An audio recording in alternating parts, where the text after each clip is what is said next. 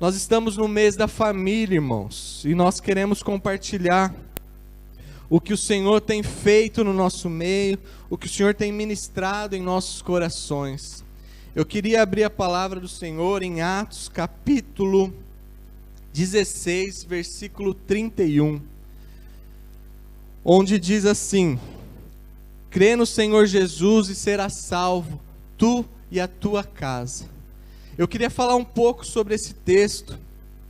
É muito interessante. A partir do versículo 25, diz assim, perto da meia-noite, Paulo e Silas oravam e cantavam hinos a Deus, e os outros presos os escutavam. E de repente sobreveio um tão grande terremoto, que os alicerces dos cárceres se moveram, e logo se abriram todas as portas, e foram soltas as prisões de todos. E acordando o carcereiro, e vendo abertas as portas da prisão, tirou a espada, e quis matar-se, cuidando que todos os presos já tinham fugido. Mas Paulo chamou com grande voz, dizendo: não te faças mal nenhum, que todos aqui estamos. E pedindo luz, saltou dentro, e todo trêmulo se prostrou ante Paulo e Silas, e tirando-os para fora disse: senhores, o que é necessário para que eu faça para me salvar? E aí eles disseram: crê no Senhor Jesus Cristo e serás salvo tu e a tua casa. No 32, eles pregaram a palavra do Senhor e a todos os que estavam em sua casa. E tomando-os consigo naquela mesma noite, lavou os vergões e logo foi batizado ele e todos os seus. Então, levando-os à sua casa, lhes pôs à mesa, e a sua crença em Deus alegrou com toda a sua casa. Irmãos, esse é um grande exemplo de salvação, de conversão de uma pessoa, de um chefe de família, e onde foi salvo, além da vida dele, foi salva a casa dele, né? Jesus começou a fazer parte de toda a sua casa. Foi um momento muito lindo e está escrito na palavra do Senhor. É um grande exemplo de conversão. E eu queria que vocês reparassem numa coisa. Quando Paulo e Silas, por volta da meia-noite, começaram a orar, começaram a louvar ao Senhor, a palavra fala que todos que estavam ali ouviram. Os prisioneiros, quem estavam ali nas cadeias, também estavam ouvindo Paulo e Silas cantarem e orarem a Deus. E eu fico imaginando o que passava pela cabeça deles, né? Nós estamos presos, esses homens foram açoitados, estão presos, estão cantando a Deus, mas todos estavam ouvindo. Mais um pouco, quando as cadeias foram abertas, não foi só de Paulo e Silas, mas de todos que também estavam ali presos. Todas as cadeias foram abertas. E o carcereiro ficou desesperado, porque achou que todos tivessem fugido, mas eles estavam ali. E aí depois daquele grande terremoto que libertou as cadeias, ele veio e se prostrou diante de Paulo e Silas, que viu que eram homens de Deus, poderosos, na presença de Deus, e disse: o que é necessário para que eu me salve? Ele perguntou sobre a sua salvação, e Paulo e Silas disseram: crê no Senhor Jesus e serás salvo tu e a tua casa. Então o que eu entendo? Que quando Deus quer te salvar, quando Deus quer salvar alguém, quando Deus quer abençoar alguém, Ele não quer que isso fique só com você. Então nós entendemos que nós temos uma grande responsabilidade quando nós aceitamos o nome de Jesus Cristo, quando nós aceitamos o Senhor Jesus como nosso Salvador, porque nós temos a responsabilidade de levar isso para dentro da nossa casa. E nós estamos no mês da família, e eu queria dizer para vocês o que tem alimentado a sua casa, o que tem alimentado a sua família. Nos versículos seguintes, o carcereiro começa a limpar as feridas deles e leva eles para casa. E ali eles foram batizados, não só o carcereiro, mas toda a sua família foi batizada. E também, levando ele para a mesa, serviram e se alegraram junto, não só o carcereiro, mas também toda a sua família. E a palavra fala que toda a sua família foi salva. O carcereiro, assim que teve um encontro com o Senhor Jesus, Ele levou toda essa salvação, toda a alegria da salvação para dentro da casa dele. E ali ele e a família dele foi salvo. Então, o que nós queremos dizer com isso, irmãos? Que nós temos uma grande responsabilidade com a nossa família, com quem está perto de nós. Nós devemos, e assim como Paulo e Silas cantavam e oravam e todos ouviam, a nossa vida tem que ser uma canção constante ao Senhor. A nossa vida tem que cantar a Deus. Todas as minhas atitudes, tudo que eu faço, tudo que eu falo, tem que ser uma canção agradável a Deus. E todos os que estão à volta vão poder ouvir. E cabe a quem está ouvindo crer e aceitar, porque o Jesus, o nosso Senhor, está de braços abertos para nos curar, para nos salvar e para libertar e quebrar todas as correntes e todas as cadeias. No nome de Jesus, você crê nisso? Manifeste aí perante a sua família, diga para o seu marido, para a sua esposa, para o seu filho, é esse Deus que nós servimos, é nesse Deus que nós cremos, e é desse Deus que nós estamos falando aqui nessa noite. O que mais me chamou a atenção, e o que o Senhor já vem falando ao meu coração sobre a ministração de hoje, é sobre o que alimenta a nossa vida, do que nós alimentamos a nossa casa. E o interessante é que no final dessa história, dizem que eles se sentam à mesa para se alegrarem juntos. Você já reparou que ninguém come com uma pessoa que não gosta? É difícil você sentar na mesa de um estranho para comer. Quando você vai a alguma praça pública, ou algum restaurante, ou aquela praça de alimentação dos shoppings, se você estiver sozinho, você pega a sua comida e você vai procurar um lugar onde não tenha ninguém. Você não senta do lado de uma pessoa estranha para comer junto.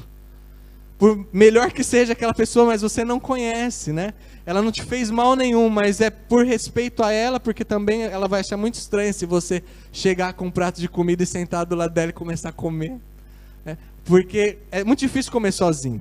Eu realmente não gosto de comer sozinho. Eu dificilmente, por exemplo, vou ao McDonald's sozinho. Eu acho que é muito triste para o McDonald's sozinho. Eu acho que é um lugar para você ir e conversar, né? Jogar a conversa fora. E eu entendo que toda celebração é feita na mesa. Toda comunhão, uma festa de casamento tem uma mesa para tirar fotografia, para celebrar, para comemorar e alimentar os convidados, né? Uma festa de aniversário tem uma mesa, e hoje em dia tem cada mesa, uma mais linda que a outra, com temas. Existe a mesa, existe o que vai ser servido para alimentar as pessoas. Toda celebração, toda comemoração é feita numa mesa, é de se alimentar. As pessoas se alimentam para comemorar algo.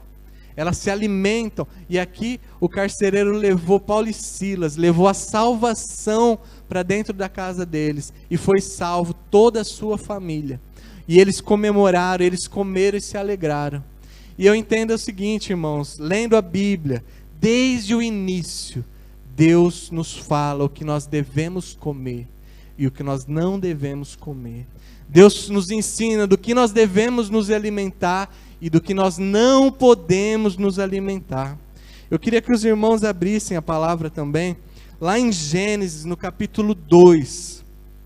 Gênesis, capítulo 2, a partir do versículo 7. Diz assim: E formou o Senhor Deus o homem do pó da terra, e soprou em seus narizes o fôlego da vida. E o homem foi feito alma vivente. E plantou o Senhor Deus um jardim no Éden, da banda do Oriente, e pôs ali o homem que tinha formado.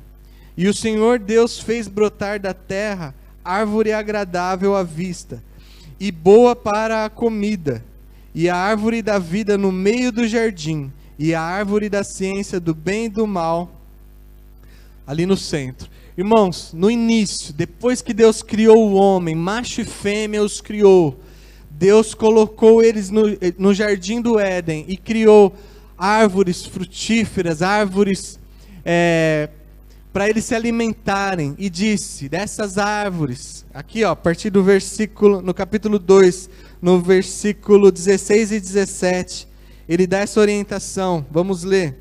E ordenou o Senhor Deus ao homem, dizendo: de toda árvore do jardim comerás livremente, mas da árvore da ciência, do bem e do mal, dela não comerás, porque no dia em que dela comeres, certamente morrereis. Desde o início, irmãos, Deus nos ensina o que nós podemos comer e o que nós não podemos comer, do que nós podemos nos alimentar e o que nós não podemos nos alimentar, irmão. Desde o início, Deus nos dá um cardápio, Deus nos ensina, e Deus fala: disso tudo você pode comer, você pode desfrutar. E enquanto Adão e Eva desfrutavam e obedeciam a Deus e se alimentavam do cardápio que o Senhor ofereceu para eles, eles tinham um território todo deles. O Éden era todo deles. Eles governavam sobre este lugar. A natureza, tudo trabalhava a favor de Adão e Eva. Ele cavava um buraco e nascia uma árvore frutífera. Ele olhava, ele podia colher, estava pronto. Tudo trabalhava a favor de Adão e Eva. Tudo trabalhava.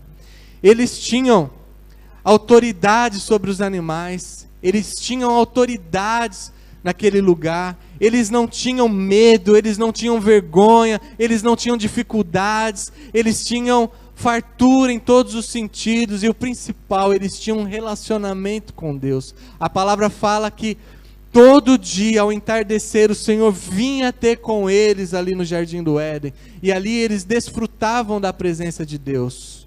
Enquanto eles se alimentavam do que Deus oferecia para eles, eles tinham um encontro com Deus, todos os dias diários. Eles tinham todo o Éden a seu favor. Ele tinha a natureza a seu favor. Tudo trabalhava para eles, tudo trabalhava a favor de Adão e Eva. E eles eram muito abençoados. Mas um dia, eles resolveram ouvir o cardápio da serpente. E eles ouviram a serpente dizendo: se você comer, você não vai morrer. E Eva cedeu e comeu, e levou para Adão, e Adão também comeu. E eles deixaram de se alimentar daquilo que Deus tinha proposto, daquilo que Deus tinha ensinado e ordenado. É disso que vocês vão se alimentar, é isso que vocês vão fazer. E eles aceitaram se alimentar da sugestão que a serpente fez para eles. E eles se alimentaram. E houve consequências disso. Houve consequências. Quando eles se alimentaram do que a serpente ofereceu, quando eles se alimentaram do que o diabo ofereceu para eles, eles perderam um território. Deus tirou eles do Éden. Eles não mais tinham acesso ao alimento que Deus tinha oferecido para eles. Eles tinham que trabalhar. Já a natureza não brotava com tanta facilidade. Deus amaldiçoou a terra. Agora você vai ter que cultivar a terra, porque enquanto você me cultuava, a terra trabalhava para você. Mas agora que você cultuou a serpente, os desejos do mal, do inimigo, agora você vai ter que trabalhar, e vai ser pelo seu esforço que você vai conseguir se alimentar. E eles perderam, principalmente o encontro. Eles faltaram ao encontro. Assim que eles se alimentaram do que a serpente ofereceu, eles faltaram ao encontro com Deus. Quando Deus veio ter com eles, como todos os dias faziam. Todos os dias Deus estava ali com eles. Quando Deus chegou e eles ouviram que Deus estava a chegar, eles se esconderam. E Deus, engraçado, é bom reparar que Deus não falou assim: Adão, o que você fez? Por que você foi comer dessa comida, desse alimento que eu falei que não era para você comer? Por que vocês fizeram isso? Deus não fez isso. Deus perguntou assim: Adão, cadê você? Deus não estava só preocupado com a desobediência, mas Deus estava muito preocupado com a falta ali no encontro. Adão faltou ao encontro. Adão e Eva não foi ao encontro com o Senhor. E por que nós estamos falando sobre isso? Nós entendemos como família, como sacerdotes de casa, como um marido, como uma mãe, como uns filhos, como uma pessoa convertida. Se só você é convertido de Deus, a salvação vai entrar pela sua vida. Se você é casado, se você é pai de família e você é cristão, a salvação vai entrar através de você. A responsabilidade é sua, marido, é sua, homem. Se você é uma mulher que só você é convertida na sua casa, a salvação vai entrar através da sua vida. Você vai representar o Senhor Jesus na sua casa, em nome de Jesus. E é sobre isso que nós estamos falando. Quando eu falo dessa história, ela não está aqui por acaso. E o fato de Deus ensinar e mostrar o que nós devemos nos alimentar ou não, não é por acaso. Toda a Bíblia fala do que nós nos alimentamos, do que nós devemos e do que nós não devemos nos alimentar. Então a gente tem que ficar atento ao que o Senhor está nos ensinando e o que Ele está nos oferecendo, e parar de dar ouvido ao que a serpente tem oferecido para a gente. O mundo tem sido influenciado de uma forma terrível, com sugestões para se alimentar do que o diabo tem para dar, e deixar de lado o alimento nutritivo que Deus tem oferecido. E o que nós temos levado para a nossa casa? Que tipo de alimento eu levo para minha casa? Eu não estou falando aqui como uma pessoa que faz tudo isso de uma maneira certa, eu sou perfeito, eu levo um alimento bom para... Não é isso, Deus trabalhou isso no meu coração e é por isso que eu estou compartilhando. Quantas coisas eu levei para minha casa que eu não deveria, e eu me arrependo, e o Espírito Santo tocou no meu coração. E hoje eu entendo, e hoje eu me esforço, eu me desdobro para levar o alimento que Deus oferece para minha família, que Deus oferece para todos aqueles que o aceitam, para todos aqueles que o cultuam. Mas não é fácil, irmãos, não é fácil. Nós devemos estar super atentos, porque é tudo muito parecido, é tudo muito desejoso, né? A palavra fala que a fruta dessa árvore, do conhecimento do bem e do mal, ela era atrativa aos olhos, ela era desejável, dava vontade de comer, dava vontade de se alimentar dela. Então, irmãos, eu queria que ficasse muito bem gravado na sua cabeça: do que você se alimenta determina se você vive ou se você morre. O que você se alimenta determina o seu sucesso ou o seu fracasso. Determina a sua proximidade e comunhão com Deus ou a sua distância de Deus. Então, eu queria que os irmãos entendessem isso.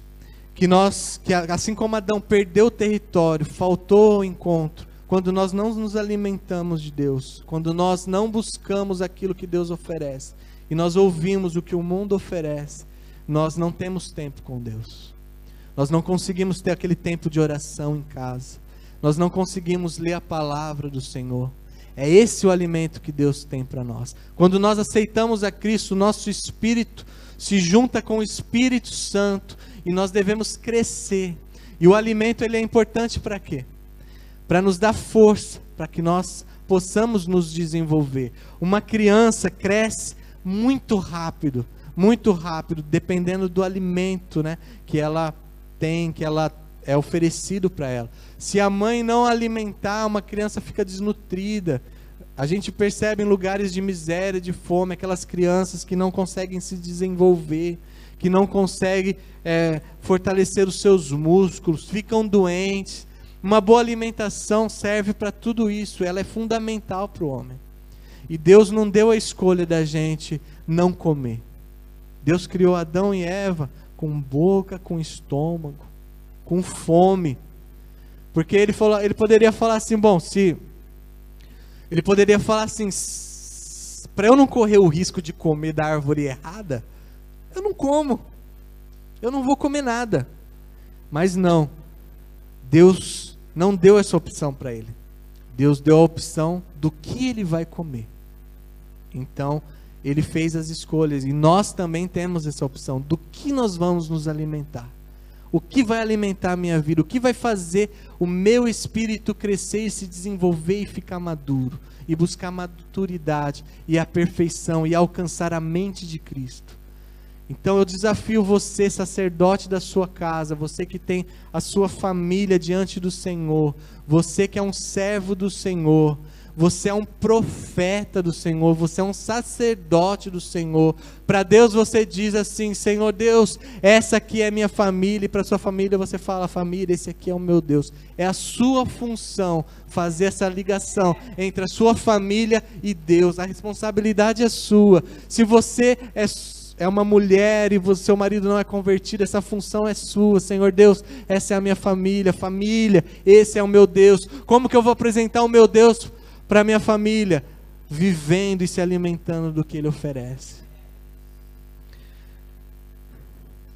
Todos conhecem a passagem de Esaú e de Jacó. Jacó, ele usurpou a primogenitude de Esaú. E Esaú, em uma passagem, ele troca a sua primogenitude por um prato de comida. Você acha que o detalhe de ser um prato de comida é em vão, irmãos? Você acha que Esaú não teria em 20 minutos condições de fazer qualquer coisa para matar a sua fome? Mas não, ele viu o irmão ali fazendo um prato, e ele falou: me dá um pouco dessa sopa. E Jacó falou: dá, eu não dou, mas eu faço um negócio com você. Eu te dou esse prato, você me dá o seu direito de primogenitude. Sabe qual foi a resposta de Esaú? De que me serve esse direito? De que me serve essa autoridade, esse benefício, se agora a minha barriga está com fome? Se agora o que eu desejo é comer e eu não tenho? Do que me adianta? E ele trocou por um prato de comida. É o alimento que desde o início Deus fala: do que você vai se alimentar? Do que eu tenho para te oferecer, ou do que a serpente tem para te oferecer? E ele trocou a sua primogenitude. E isso gerou muitas coisas. A Bíblia toda fala, irmãos. Tem mais uma passagem que, quando José, ele foi menosprezado pelos irmãos e passou por todo aquele sofrimento que você conhece a história, houve um tempo de fome no Egito. E Faraó, com todo o seu poder, com toda a sua riqueza, com toda a sua autoridade, ele não pôde alimentar o Egito. E quem pôde alimentar o Egito?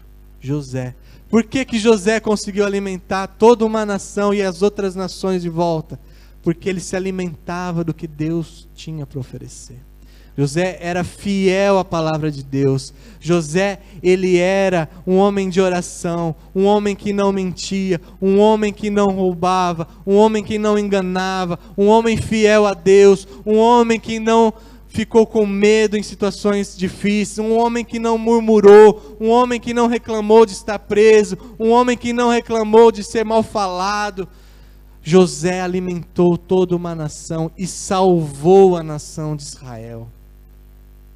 Num tempo de fome, quem se alimenta do que Deus tem para oferecer, pode alimentar todos que estão em volta, irmãos. O alimento é importante para cada um de nós. E nós temos essa responsabilidade de levar esse alimento para dentro da nossa casa, de alimentar toda a nossa família. Moisés, quando libertou o povo do Egito, e que o povo saiu de qualquer jeito, carregando suas coisas, de repente estavam no deserto, com fome, vão fazer o que? Deus providenciou o que? O maná. Por que Deus providenciou o maná? Eles eram escravos, eles comiam do que eles davam, de sobras, de restos, e eram agradecidos por alho e cebola, e Deus falou: agora vocês não comem mais alho e cebola, agora vocês vão comer do pão que eu vou dar, e vão beber da água que eu vou dar, e não vai ter que guardar para amanhã não, porque amanhã vocês vão ter que ter um encontro aqui, e vir buscar, porque quem providencia, quem dá o alimento sou eu. E por 40 anos, Deus alimentou aquela nação, e eles viram que quem alimenta, e quem pode sustentar uma casa, uma família, é Deus. E a primeira coisa, depois que eles conquistam, que eles entram na terra de Canaã, ele corta o maná. E aí sim eles vão se alimentar daquela terra, que eles vão produzir e colher, mas em 40 anos eles já entenderam que quem deu aquele alimento foi Deus. Deus queria tirar deles aquela mente de escravos e mostrar que eles eram filhos de Deus, que eles eram criação de Deus e que eles dependiam de Deus. Então o povo, depois daqueles anos, estavam treinados e sabiam que quem alimentava era Deus. Irmãos, do que você tem alimentado a sua casa? Do que você tem alimentado os seus filhos? Lá em Deuteronômios, na lei, fala que nós devemos inculcar a palavra de Deus na cabeça dos nossos filhos. Quando você sair de manhã, faça isso com seus filhos. Quando você voltar à tarde, faça isso para o seu filho. Inculcar é colocar na cabeça da criança, ela querendo ou não, ela gostando ou não. É inculcar a palavra do Senhor na cabeça da criança. Nós temos essa responsabilidade com os nossos filhos, nós temos essa responsabilidade com quem está à nossa volta, nós temos essa responsabilidade com os nossos filhos espirituais, inculcar a palavra de Deus na cabeça dos nossos filhos, para que ele possa ser forte e crescer e se alimentar e saber que aquele maná hoje vem assim, tudo prontinho, mas um dia ele vai ter que buscar isso, mas mesmo ele fazendo o esforço, ele trabalhando, ele cultivando, a terra brotando, ele vendo crescer, ele vendo, ele colhe, mesmo assim ele vai saber que foi Deus quem deu para ele. Irmãos, o marketing da terra prometida era uma terra que mana leite e mel, é alimento, irmãos, é alimento. Tudo é alimento, desde o princípio Deus nos fala e nos orienta o que nós devemos comer e o que nós não devemos comer. Muitas vezes existe morte dentro da nossa casa, muitas vezes existe miséria dentro da nossa casa, muitas vezes existe doenças dentro da nossa casa e nós não entendemos. E nós culpamos Deus e o mundo pelas coisas que acontecem dentro da nossa casa, mas a salvação, a solução para todos os problemas está no que nós estamos nos alimentando. Que tipo de alimento eu tenho colocado dentro da minha casa? Lá em Marcos 5 conta a passagem que Jairo, que ele era um dos maiorais da sinagoga, e a filha dele estava muito doente, uma filha de 12 anos, estava muito doente. E ele foi, se prostrou aos pés de Jesus. Ele era um homem super conhecido, um homem que conhecia toda a palavra, que seguia todas as leis, um homem de autoridade na época. E ele foi, se prostrou e reconheceu Jesus como seu Salvador. E ele disse: mestre, vem à minha casa, ore pela minha filha, ela está muito doente. E Jesus queria tratar aquele coração.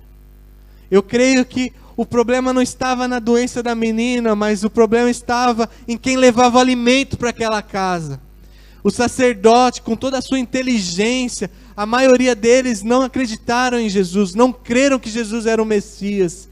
Eles ensinavam que as pessoas impuras de lepra não podiam ser tocadas, elas também não podiam ser tocadas em ninguém, porque senão seriam contaminadas. E olha que interessante, assim que Jesus começa a caminhar para a casa de Jairo, no meio da multidão, uma mulher com fluxo de sangue de 12 anos toca em Jesus. E esse Jairo provavelmente ensinou por várias vezes que se uma pessoa impura toca em outra pessoa, aquela pessoa também fica impura. Então agora a salvação da filha dele estava impura, porque ela tocou em Jesus. E agora? Deus estava tratando o coração do Jairo. Você tem que tirar toda essa sua religiosidade, você tem que tirar tudo isso que não provém de Deus. Essa interpretação da palavra não está correta.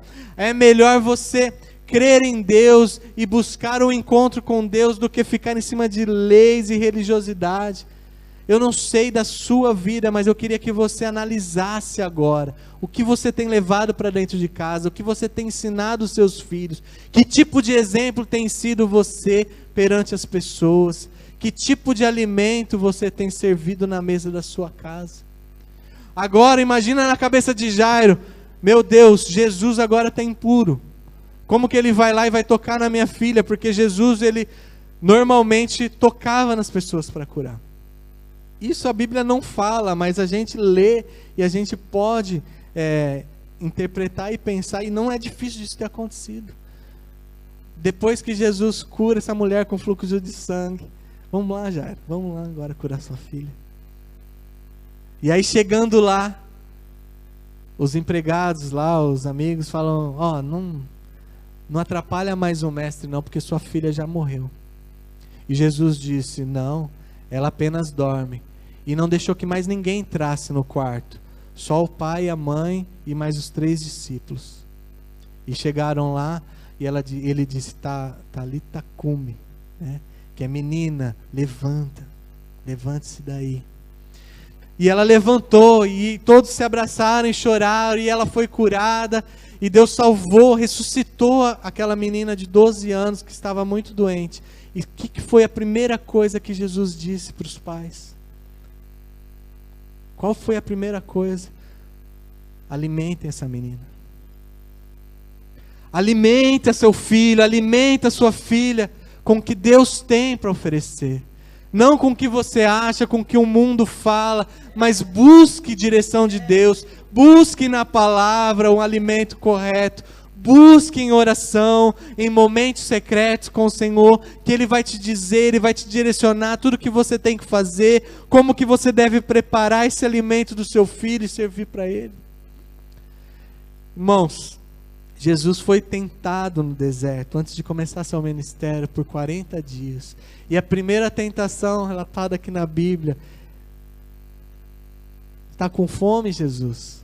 Transforma essas pedras aí em pão e mata a sua fome. É alimento. A primeira coisa é alimento. E Jesus diz o quê? Não só de pão viverá o homem. Diabo, isso pode ter funcionado lá com Adão, funcionou lá com o primeiro Adão, mas comigo não vai funcionar não, negão. Comigo não vai funcionar, porque eu sei, eu conheço a palavra, eu me alimento da palavra. Alimente-se do que o Senhor tem para te dar, busque o que o Senhor tem para te oferecer. Deixe de lado, por mais sugestivo, por melhor que seja, por melhor impressão que tenha, deixe de lado, renuncie, irmãos. Para você fazer uma reeducação alimentar existe dor. Você que já fez regime, eu já tentei fazer regime, é terrível. É muita dor, tem que ter opinião, tem que ser decidido mesmo. Você tem que falar não para muita coisa que é boa naquele momento, mas que vai te fazer mal lá no futuro. Então escolha as coisas que vão te fazer bem, não para agora, mas lá para o futuro. A palavra de Deus diz que a alegria do Senhor é a nossa força. Então a alegria dele é a nossa força, não a nossa alegria, irmãos. Então se for preciso que a gente fique triste, para que o Senhor fique alegre, decida ficar. Porque a alegria dele é a nossa força. Nós possamos até estar tristes, mas nós vamos estar fortes. Porque a alegria do Senhor é a nossa força. Irmãos, eu queria concluir dizendo: se for preciso fazer uma desintoxicação alimentar na sua vida, na sua casa, mudar todo o cardápio da sua casa, em nome de Jesus, eu gostaria que você fizesse isso. E eu queria que você começasse a pensar que tipo de alimento você tem levado e servido dentro da sua casa, para a sua família. Daniel, ele foi levado cativo junto com milhares de israelenses por Nabucodonosor. E Nabucodonosor diz assim: vai lá, escolhe os melhores, mais inteligentes, mais bonitos de Israel. E treinem eles, segundo a nossa tradição, ensine os nossos costumes, dê roupas para eles. E, detalhe, alimente-os com a mesma comida que eu como. O rei falou assim: dê o alimento que o rei. Deixe que eles tomem o mesmo vinho que o rei. Era errado, irmãos. É errado eles aceitarem e comerem, não? Não era errado.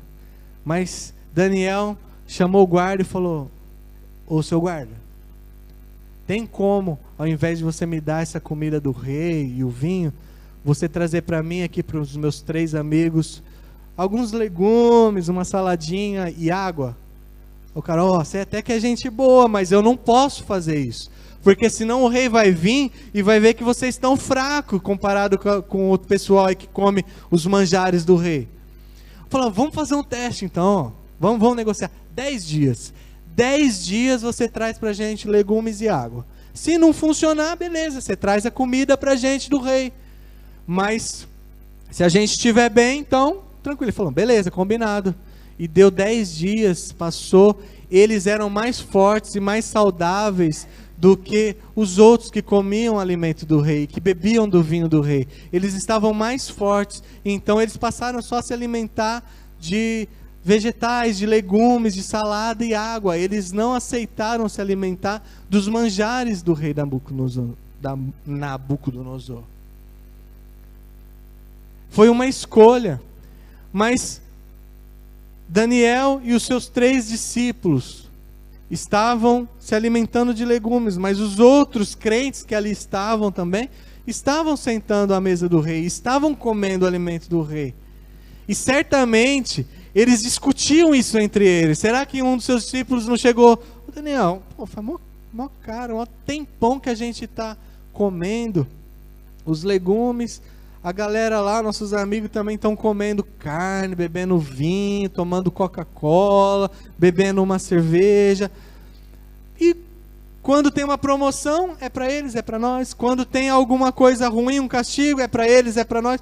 Não faz diferença se a gente está comendo legumes e água ou está comendo o que o rei come. Não tem diferença até chegar a cova dos leões. Não tem diferença até chegar o dia da fornalha. Porque o dia da cova do leão vai chegar, gente.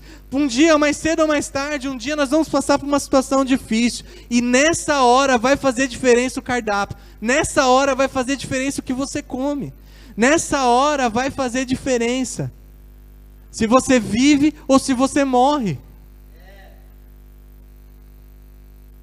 Irmãos, é importantíssimo do que nós nos alimentamos. Imagina, Daniel disse: eu não posso me alimentar. E aí morreu Nabucodonosor, vieram os outros reis e teve uma mão na parede, que o rei lá, eu não lembro o nome dele, ele ficou confuso e mandou chamar os adivinhos e ninguém sabia o que era.